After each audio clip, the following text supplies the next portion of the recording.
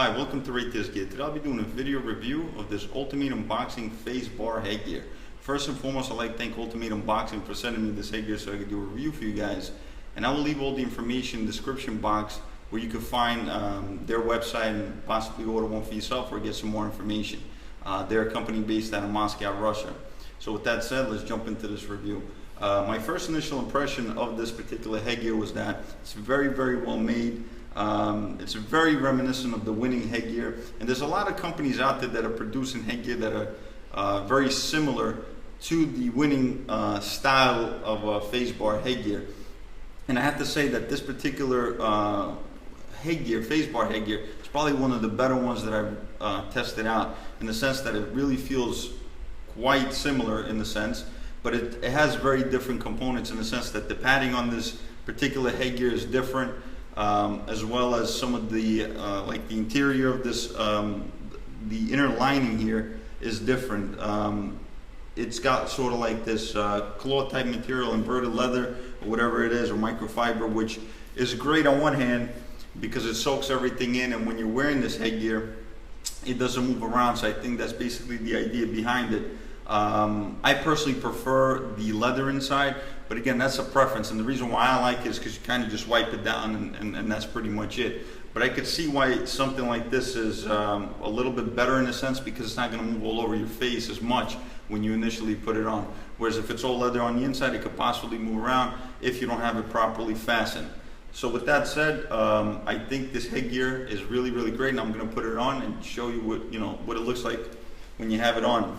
One thing I will mention, that this is a European company, so make sure you check out your head measurements, and they have all the head measurements on their website. You can get all the information, because I got this headgear originally in size large. This is what I normally wear based on my measurements. When I got it in the mail, I wasn't able to even put it on.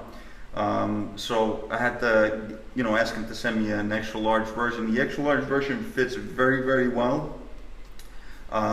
You do feel a little bit of tightness here around the temples, but I think what will happen is, as I use it more in sparring and in training, it will loosen up a little bit and becomes a lot more comfortable. It'll kind of mold to my face. So as far as like the strapping mechanism, it works very, very well. One of the things I will say, that this headgear stays on very, very secure, especially if you have it properly laced up everywhere. It stays on very well. It gives you pretty good peripheral protection, which a lot of headgears that are Facebar really don't provide you, and I like that a lot. The padding is pretty good. It will soften up as you use it, making it a little bit more comfortable, like I said.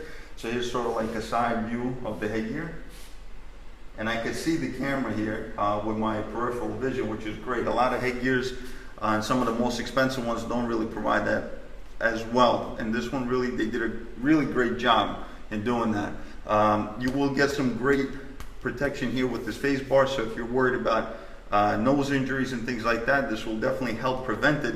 Not necessarily all the way, even majority of the Facebar headgears, they're not going to give you the super protection that you're thinking about, and a lot of times with Facebar headgears, you end up actually taking a lot more punches than you should, because you think this thing is going to protect you. This is more, for me, in my opinion, is more for professional fighters, or if you have a cut or an injury, or possibly something hurts like a nose. Well, if you have a cut, you shouldn't be sparring, but if you have some kind of an injury, or you're trying to have a professional fight and you're looking not to get injured, really is when you would use this. But at this point, you pretty much got all your skills to where you could slip punches and not take much punishment, because relying on a headgear like this at all times, you're actually going to end up taking a lot more punishment. I personally prefer using open face headgear in my sparring. I don't really use Facebar headgears unless for the reasons that I already mentioned. But I will say, I'm very impressed with this headgear. It's a very good, it's great value. I mean, you check out some of the other ones that are on the market, they're very, very expensive, or some of the ones are not as good, and even though they kind of look like this. So with that said, I think this is probably one of the nicest headgears that I've tested out.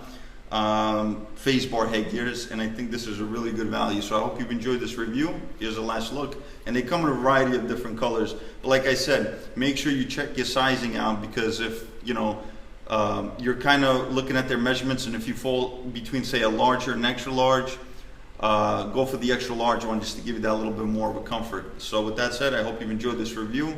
Thanks for watching. Subscribe to my channel for more videos.